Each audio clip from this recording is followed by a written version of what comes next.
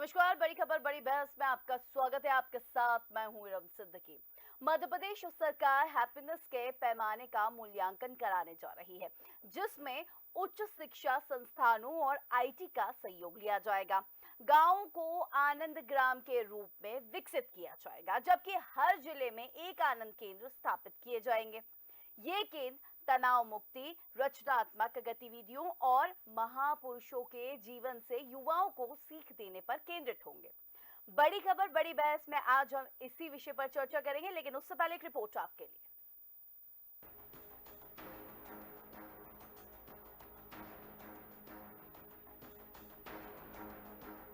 मध्य प्रदेश में राज्य सरकार हैप्पीनेस के पैमाने का मूल्यांकन कराएगी। इसके लिए किसी उच्च शिक्षा संस्थान या आईआईटी का सहयोग लिया जाएगा। वही शहरों की अपेक्षा अब प्रदेश के गांवों को आनंद ग्राम के रूप में विकसित किया जाएगा। पायलट प्रोजेक्ट के रूप में ऐसे ग्राम जहां सद्भावना, भाईचारा, परस्पर सहयोग और आनंद का भाव प्रमुख हो, उन्हें उदाहरण के रूप में सामने लाया जाएगा। तनाव मुक्ति और आनंदित व्यवहार के प्रशिक्षण के लिए ग्राम पंचायत सचिव, रोजगार सहायक पटवारी, नगर निगम और नगर पालिका के कर्मचारी और पुलिसकर्मी शामिल किए जाएंगे। इसी तरह वैचारिक और रचनात्मक गतिविधियों के लिए हर जिले में नगरीय विकास और आवास विभाग के सहयोग से एक आनंद केंद्र अथवा भवन बनाया जाएगा। आनंद कार्यों के लिए बुजुर्गों की सेवाएं भी ली जाएगी। यही नहीं, भारतीय संस्कृति के आदर्श पुरुषों और ऐतिहासिक पात्रों के जीवन से आज के युवा वर्ग को सीख देने के लिए अन्य विभागों से समन्वय कर रूपरेखा तैयार कर गतिविधियों का संचालन किया जाएगा। भारतीय संस्कृति के आदर्श महापुरुषों पर प्रकाशित कृतियों को आनंद विभाग स्कूल और कॉलेजों के विद्यार्थियों तक पहुंचाएगा। बता दें, प्रतिवर्ष 14 से 28 जनवरी की अवधि में आनंद उत्सव का आयोजन होता है, जिसमें अब तक लगभग 20 लाख लोग सहभागिता कर चुके हैं। डीएनएन के लिए रवि अवस्थी की रिपोर्ट।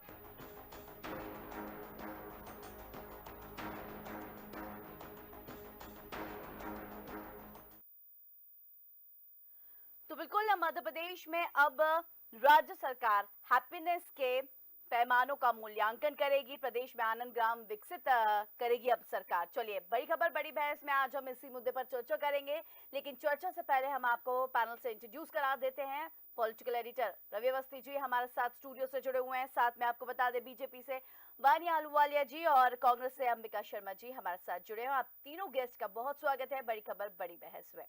रवि अवस्थी जी, शुरुआत आपसे ही करेंगे। जिस तरीके से हैप्पीनेस के पैमाने की अगर बात की जाए, जिस पर मध्य प्रदेश के में जो राज्य सरकार है वो अब इस पर काम करेगी और आईटी से इसका मूल्यांकन कराया जाएगा, इसके बारे में हम थोड़ा सा विस्तार से जानेंगे। हाँ बिल्कुल इरम, देखिए हालांकि मैं आनंद ग्राम मतलब आनंदम विभाग की स्थापना तो पूर्ववर्ती शिवराज सरकार के समय हो गई थी और वो काम निरंतर जारी है। डॉक्टर मोहन यादव की सरकार उसे और आगे बढ़ा रही है कि कैसे लोगों में जो खुशहाली आ रही है, मध्य प्रदेश के विकास होने से जो जीवन स्तर में सुधार हो रहा है, वो तमाम ऐसे पैरामीटर्स हैं जिनको लेकर सरकार बताना चाहती कि देखिए मतलब प्रदेश जो है विकसित राज्य के दिशा में आगे बढ़ रहा है। तो उसको लेकर ही देखिए इस तरह की जो कल्पना है कि आनंद किस तरह से लोगों में आनंद की अनुभूति होती है। आनंद से कहने का तात्पर्य यह, देखिए इसे पहले भी पूर्व मुख्यमंत्री भी क्लियर करते रहे हैं कि आनंद से यही मतलब नहीं है कि लोग हंसे कूदे नाचे गाएं। आनंद का अर्थ ये भी है कि अगर सुशासन होने से लोगों को सुविधा मिल रही है, पहले की तुलना में ज़्यादा बेहतर सुविधाएं अगर सरकार की योजनाओं का लाभ उन्हें मिल रहा है, तो वो तमाम बातें हैं जिससे व्यक्ति के जीवन में कहीं ना कहीं खुशहाली आती है, एक उसे सुखद अनुभूति होती है। तो स्वाभाविक तौर पर वो तमाम चीज़ें उस पैरामीटर्स में आती हैं और उसी को लेकर ये तमाम कार्यक्रम तय किए गए हैं कि अब हर गांव में जो एक आनंद गांव बनाया जाए, हर ज़िले में एक आनंद केंद्र होगा, गांव गांव में आनंद गांव बनाए जाएंगे, उत्सव कराए जाएंगे, बुजुर्गों का सम्मान हो, संस्कार कैसे और विकसित किए जा सकें। क्योंकि देखिए अभी कहीं मतलब एक तरीके देखा जाए तो विभिन्न क्षेत्रों में नैतिक पतन तो हो ही रहा है रम, क्योंकि चाहे कोई सा भी क्षेत्र हो, लगभग हर जगह वो बात देखी जा रही है। आप देखिए कि लगातार जो जिस तरह की, क्योंकि अब जो मीडिया सोशल मीडिया का दौर है, आधुनिक संचार सेवाएं जो हैं वो कहीं ना कहीं समाज को प्रभावित भी कर रही है। तो उन तमाम बातों के चलते एक बार फिर से अगर जो सनातन संस्कृति के, भारतीय संस्कृति के जो परंपराएं हैं, अगर उन्हें पुनर्स्थापित किया जा सके इनके माध्यम से, तो वो भी एक प्रयास इसमें रहेगा। तो कैसे भारतीय संस्कृति को और मजबूत किया जाए, तो मुझे लगता है कि एक सकारात्मक सोच के साथ अगर आप इसे देखें तो निश्चित तौर पर सरकार का प्रयास सराहनीय कहा जा सकता है, क्योंकि जब समाज और सरकार दोनों मिल जाते हैं तो निश्चित तौर पर उस दिशा में आगे बढ़ा जा सकता है। जी। लेकिन आप कह दें कि भाई ये तो सरकार का काम ही नहीं है, ये कोई आप तो उन्हें स्वास्थ्य सेवा, शिक्षा, वो तो खैर सरकार दे ही रही है, आज से नहीं, जब से देश आज़ाद हुआ, राज्यों का गठन हुआ, देश का मतलब नई सरकार आई है, तब से ही ये काम चल रहा है। लेकिन इसके साथ साथ अगर सामाजिक न्याय क्षेत्र में भी अगर सरकार सहभागिता करती है समाज के साथ मिलके और इस तरह के कार्यक्रमों में खास करके, तो जाहिर बात है कि उससे उत्साह दूना होता है लोगों का, और फिर वहाँ पर उस दिशा में कामकाज भी होता है। बिल्कुल। अंबिका जी, आपसे जानूंगी कैसे देखते हैं आप इसे, क्योंकि शहरों की अपेक्षा से अगर बात की जाए तो अब गांव में हैप्पीनेस का ये जो इंडेक्स है उस पर बढ़ाने पर अब सरकार जोर दे रही है, कैसे देखते हैं आप इसे अंबिका जी? हीरम सिद्दीकी जी, इनके पास तो पहले से ही आनंद विभाग है और विधिवत रूप से वो उसका गठन भी किया, एक मंत्री भी इसका होता है। और आनंद विभाग हमें ऐसा लगा कि इस विभाग की जरूरत इस भारतीय जनता पार्टी सरकार के होते हुए थी नहीं, क्योंकि आपको याद होगा, थोड़ा अपन पीछे जाएंगे 20 साल पीछे, जब ये सत्ता प्राप्ति के लिए बहुत आतुर थे, लालायत थे, प्रयास कर रहे थे, और इन्होंने पब्लिक के बीच में एक नारा दिया था, बहुत जबरदस्त नारा हुआ करता था, भय भूख ना भ्रष्टाचार, हम देंगे अच्छी सरकार। और आज भय भी है, भूख भी है और भ्रष्टाचार भी चरम सीमा पर है। माने भ्रष्टाचार सीना ताने हुए खड़ा हुआ है, पूरे देश में अव्वल है भ्रष्टाचार के क्षेत्र में हमारा मध्य प्रदेश। और आनंद कहाँ से आएगा? पिछले 2 माह से हम देख रहे थे कि हर माँ बाप इस वजह से चिंतित है कि हमारी बच्ची सुरक्षित है कि नहीं है मध्य प्रदेश में, क्योंकि सरकार पर अब कोई भरोसा नहीं। जिस प्रकार से शर्मनाक और दुर्भाग्यपूर्ण घटनाएं हमारी नन्ही मुन्नी बेटियों के साथ घटी, वो हमको दहला देने वाली घटनाएं हैं। इतना भूखा टूटा यहाँ का नागरिक है, पीडीएस के केंद्रों पर लोगों को माने राशन नहीं मिलता है, राशन का जो कंट्रोल की दुकान का वो होता है संचालक, वो पूरा का पूरा डकार जाता है, तो आदमी भूखा भी है, रसोई भी खाली है, सर पटक रही है महिला, गैस सिलेंडर महंगा है, ये अब तत्र सर्वत्र महंगाई महंगाई महंगाई। सामाजिक ताना बाना छिन्न भिन्न है, कानून व्यवस्था की स्थिति लड़खड़ाई हुई है बुरी तरह से। और ये आनंद ग्राम खोल रहे हैं, गांव में कल्पनाएं कर रहे हैं। आनंद तो निश्चित रूप से है, आनंद तो है मंत्रालय में, आनंद तो है मंत्रियों के बंगलों पर, आनंद तो व्याप्त है। चलिए, आपकी बात का जवाब वानी जी से ले लेती हूँ। वानी जी, सुना आपने? माननीय विधायकों के बीच में आनंद कहीं नहीं है मध्य प्रदेश में। आनंद नजर नहीं आ रहा अंबिका जी को? वानी जी, सबसे प्रथम मैं समस्त दर्शकों को नमस्कार करूंगी जी। और मेरे साथ डिबेट में जो है उनको प्रणाम करूंगी। देखिए, आनंद की जो भावना आती है वो बोलने के प्रारंभ में ही हमें उसकी अनुभूति हो जाती है। आपको बहुत स्पष्ट दिखाई देगा कि कांग्रेस के जितने वक्ता होते हैं उनके वक्तव्य में उनकी पार्टी की फ्रस्ट्रेशन, उनकी पार्टी की छटपटाहट स्पष्ट दिखाई दे रही है।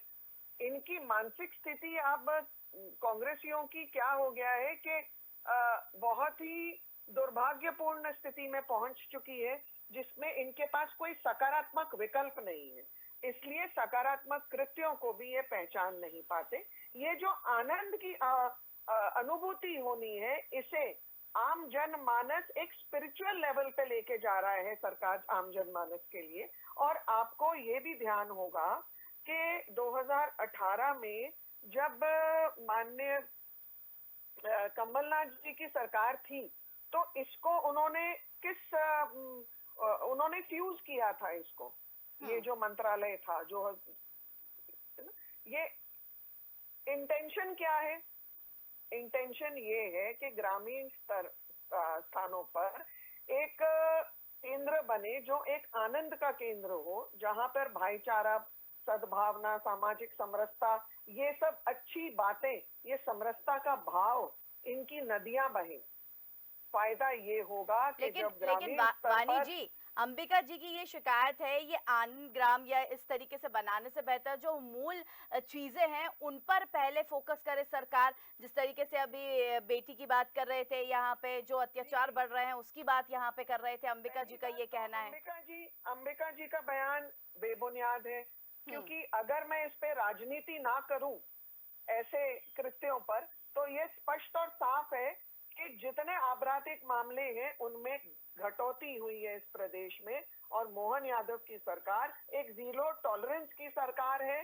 जो टॉलरेंस तो वो बहुत छोटा शब्द हो जाता है, तत्काल एक्शन लेने में ये बिल्कुल माहिर है, और सारे प्रशासनिक अमले को भी पता है कि उन्हें बिल्कुल तुरंत और बहुत स्पष्ट कार्यवाही करनी है। और अंबिका जी को ये भी पता है कि कितने अपराधों में कांग्रेसियों के नाम आ जाते हैं, कहीं ना कहीं लेटर पैड पे उनको कोई पद दिया होता है, या फिर वो कोई भूतपूर्व विधायक हैं, या कहीं ना कहीं कांग्रेस से जुड़े हुए सक्रिय कार्यकर्ता हैं। और बात जो है इनकी, ये देखिए ना, इनके बयान भी बिल्कुल बेबुनियाद है, क्योंकि चाहे हम देखें per capita income Madhya Pradesh में, हम चाहे युवा रोजगार देखें, हम चाहे किसानों की स्थिति देखें, हम चाहे जनजातीय क्षेत्र में आम जन मानस की जो परिस्थिति है, उनको जो सुविधाएं हैं, उनको जो योजनाओं का लाभ मिल रहा है, तो ये सब कहना बिल्कुल बेबुनियाद,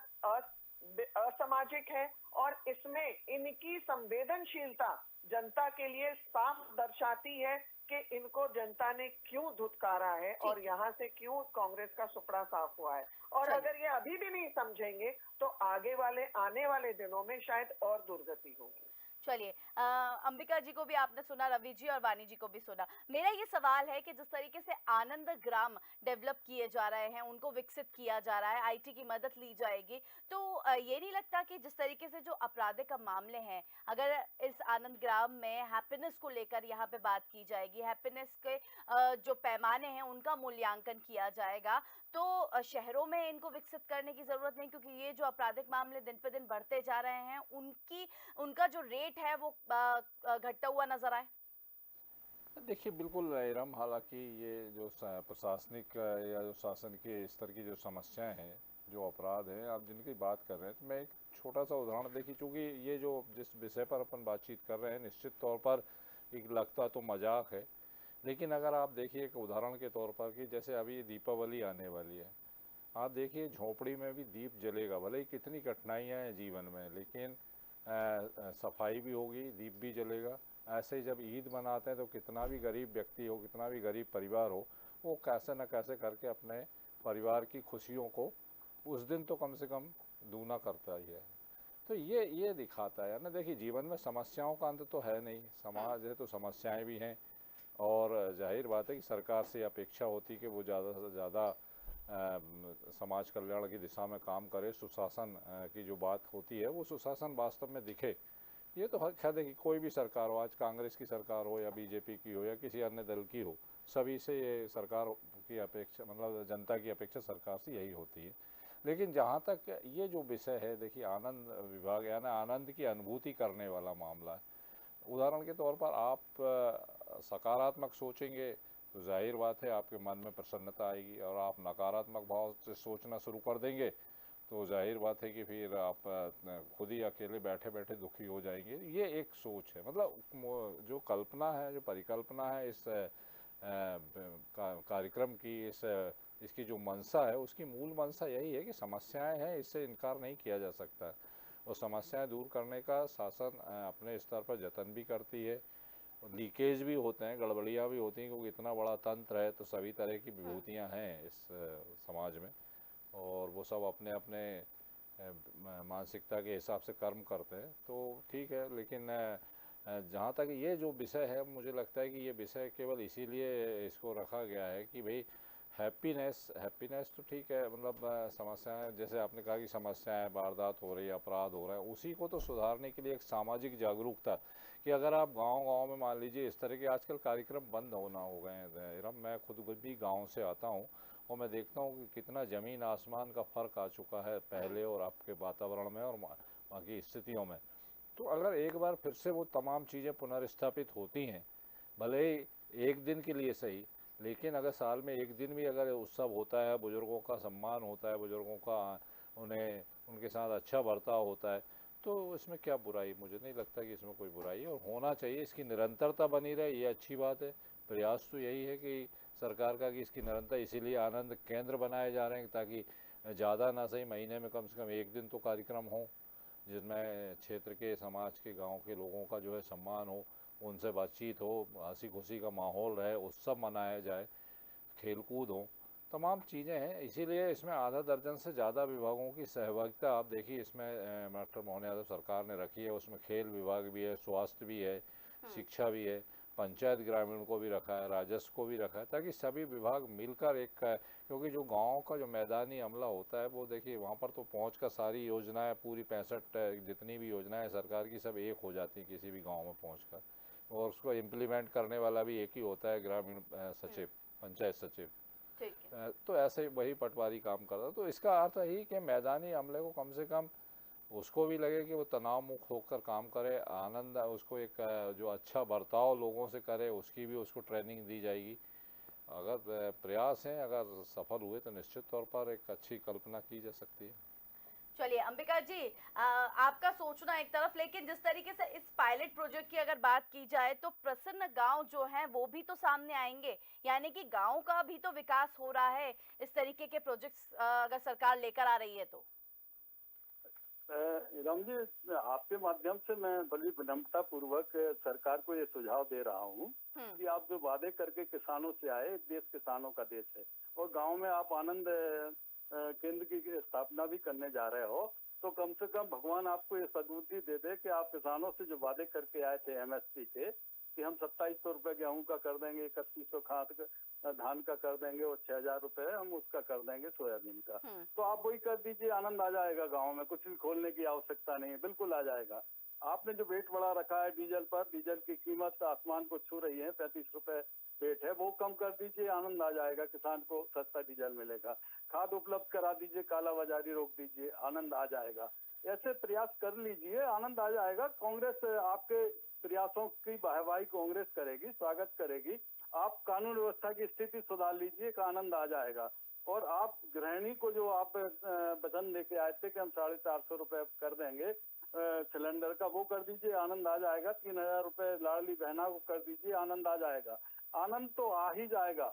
अपराधियों पर लगाम लगा दीजिए, अपने आप समाज में आनंद आ जाएगा। हम प्रसन्न होंगे कि चलो सरकार बड़ी विश्वसनीय सरकार है, हमको सुरक्षा प्रदान कर रही। आनंद ही आनंद होगा, सर्वत्र आनंद होगा, स्वराज्य होगा।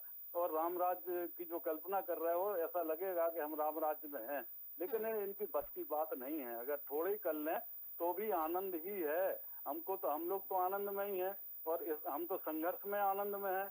इनकी जो कमजोरियां हैं, नाकामियां हैं, उनके खिलाफ संघर्ष करते हैं तो आनंद ही महसूस करते हैं कि चलो हम अपने कर्तव्यों का पालन कर रहे हैं। इनको बड़ी लाट अपका रहे थे सत्ता प्राप्ति की, तो अब इनकी जो नैतिक जिम्मेदारियां हैं, सत्ता मिल गई है, बरगला के आप आ गए हैं सत्ता में, तो उसको आप नैतिकता का को दिखाइए। आप कानून व्यवस्था की स्थिति मेंटेन करिए, समाज में सौहार्दपूर्ण वातावरण निर्मित करिए। आपने भाई भाई में जो खाई पैदा कर दी है उसको पाटिए। आप प्रायश्चित करके कम से कम अपने दायित्वों का भलीभांत निर्वहन तो कीजिए। चलिए वानी जी, अंबिका जी ने तो पूरी बखूबी यहाँ बता दिया कि गांव वालों के लिए आनंद की डेफिनेशन क्या है। क्या कहेंगे आप? सुना आपने अंबिका जी को। जी, अंबिका जी ने बहुत सारे मूल्यांकन के दायरे दे दिए हैं। सबसे प्रथम तो मुझे लगता है कांग्रेसियों को प्रायश्चित करना चाहिए, क्योंकि इनको अभी भी नहीं समझ में आ रहा है। ये जनता के लिए इतने अपमानजनक शब्द इस्तेमाल करते हैं कि हमने जनता को बरगलाया है। तो क्या जनता को ये इतना नासमझ समझते हैं? जनता को क्या आंकलन करने की काबिलियत नहीं है कि वो किसको वोट दे रही है? दूसरी चीज, जितना भी आंकलन अभी भाई साहब ने किया उसमें पैसे गिनवाए। मैं समझ सकती हूँ कांग्रेसियों की मानसिकता, जो आए दिन आपराधिक मामलों में पकड़े जाते हैं, किसके पीछे होता है अपराध? पैसा, धन, और जिसको हम बोलते हैं एक ग्रीड। तो मैं समझ सकती हूँ इनके भी जो बातें थी अभी वो सब उसी से जुड़ी हुई है।